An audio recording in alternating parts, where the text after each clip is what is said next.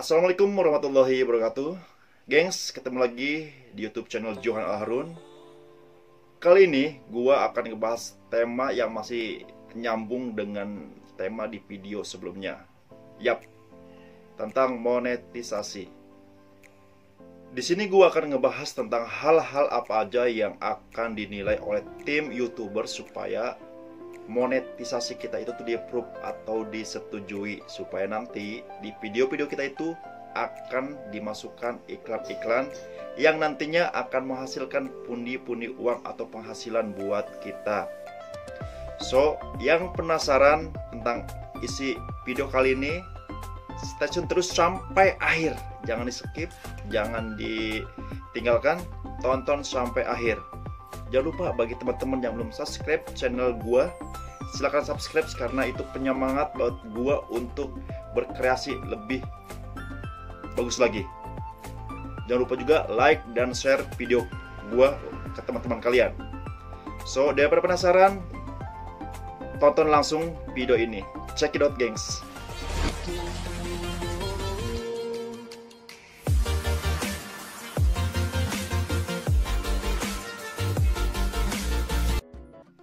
Yang pertama adalah tema. Tentukan tema konten kalian. Temanya mau apa sih? Mau itu jalan-jalan, mau itu mukbang dan sebagainya. Mungkin tema ini udah pernah gue singgung di video sebelumnya, udah pernah gue jelasin. Tentukan tema kalian itu yang jelas, yang lebih spesifik. Oke?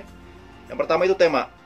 Contohnya itu kayak gue dulu pertama kali menentukan tema itu, gue itu mengambil tema tentang jalan-jalan ataupun backpacker. Jika ada pertanyaan, boleh nggak sih bang kita mengupload video itu berbagai macam tema? Sebenarnya sih sah-sah saja, boleh-boleh aja, tetapi tentukan dulu tema utamanya apa. Yang penting nanti kalau kita mengupload video selain tema inti kita, video yang kita upload itu berkesinambungan ataupun nyambung, ngerti? Dengan video sebelumnya. Contohnya gue itu orangnya itu suka jalan-jalan, suka hangout, suka backpackeran. Kalau liburan kerja itu tidak pernah ada di kosan ataupun di rumah. Nah, dari situ gue punya ide kenapa sekalian aja nge-vlog ataupun bikin konten buat gue upload ke YouTube. Tema itu tentang tema jalan-jalan gue. Nah, dari situ awal pertama kali gue nge-vlog itu yaitu jalan-jalan ke tempat-tempat wisata yang ada di sekitar gua. Karena gua tinggal di Jakarta, gua sering hangout itu ke curug-curug yang ada di kota Bogor. Gua jelajahin tuh. Walaupun sebelumnya gua itu pernah jalan-jalan ataupun sering jalan-jalan tuh kayak ke Jogja, ke Bali, ke Lombok, ke Lampung dan kota-kota yang ada di Indonesia. Walaupun belum semuanya, tetapi dari situ itu gua punya ide nih, tema konten gue itu apa? Oh iya, gue itu sering jalan-jalan nih, suka jalan-jalan.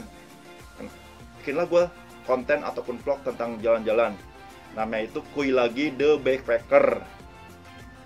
Nah, dari jalan-jalan itu, gue itu sering makan-makan juga, ataupun sering mencobai makan-makan daerah, ataupun sering hangout sama teman-teman kerjaan. Mencoba hal-hal yang baru, makan-makan yang baru. Di situ gue juga punya ide, kenapa gue juga selain gue jalan-jalan nih temanya, kenapa gue nggak bikin konten tentang makanan atau mukbang. Nah, dari situ gue punya ide tuh. Dari situ gue juga mencoba untuk bikin konten mukbang, lumayan juga tuh. Dari situ juga gue itu sering hangout sama teman-teman kerjaan gue. Kebetulan juga itu salah satu teman gue itu adalah seorang pageant lover ataupun pecinta perwakilan putri Indonesia yang dikirim ke luar negeri. Dan jiwa gue juga seorang entertainment yang suka ngedit video, suka ngadain lomba-lomba di kerjaan. Itu tuh gue nyambung juga tuh. Oh iya ya, gue aja di kerjaan itu, kalau 17 Agustusan itu di kerjaan itu tuh sering ngadain lomba-lomba. Baik itu lomba Agustusan, dance, karaoke, ataupun pas keadaan rohis nih, gue juga tim rohis. Suka mengadakan pengajian, kenapa nggak gue bikin entertainment juga. Dari situ pas juga tadi teman gue itu ngajakin gue nonton pemilihan Putri Indonesia. Di situ gue juga, lah kenapa ada konten juga nih, ada bahan nih lumayan nih buat gue bikin konten. Dari situ mau bikin konten tentang Putri Indonesia, dan alhamdulillah Ternyata banyak yang nonton, banyak yang suka, banyak yang subscribe. Akhirnya gue tembus ke 1000 jam tayang sama ke 4000 ke 1000 subscriber dan tembus ke 4000 viewers atau jam tayang. Nah, dari situ gue berpikir, gue terus menggali ide-ide tema gue, walaupun inti utamanya itu tentang backpacker ataupun jalan-jalan.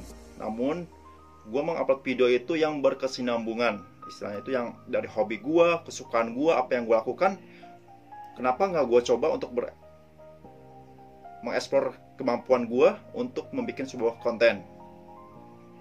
Dan karena sekarang itu lagi zamannya pandemi virus COVID-19 ataupun virus corona mewabah melanda dunia termasuk Indonesia, so selama sebulan setengah ini gua nggak bisa kemana-mana, cuman bisa di rumah aja karena perberlakuan PSBB. Nggak boleh kemana-mana, nggak boleh jalan-jalan ke tempat wisata udah pada tutup, mal pada apalagi ditutup, nggak bisa mukbang dan sebagainya, nggak ada kegiatan. Gua mencoba di sini itu menghasilkan video buat gua upload apa sih. Nah, gue punya ide yang sekarang gue lakukan adalah membagikan tips-tips ke kalian selama gue itu tuh menjadi seorang YouTuber pemula sampai akhirnya gue itu tembus 1000 dan hampir ke 2000 subscriber dan jam tayang lebih dari 4000 viewers. So, sekali lagi tentukan tema konten kalian, tema video kalian yang nantinya akan menjadi patokan konten kalian itu mau ke arah kemana. Sekali lagi, boleh saja kita memodif dengan konten-konten yang lainnya seperti gua jalan-jalan, nyambungnya itu ke sering makan atau mukbang dan suka entertainment. Dari situ tentukan tema kalian. Yang kedua yaitu keoriginalan video kalian. Video yang kalian upload, apakah itu asli punya kalian atau original punya kalian, atau itu ngambil dari video orang lain. Nah, ini nih hal yang paling fatal adalah kebanyakan YouTuber pemula itu gegabah mengambil video dari orang lain, walaupun berapa menit atau berapa detik, itu di copy, diedit, diupload ke video mereka.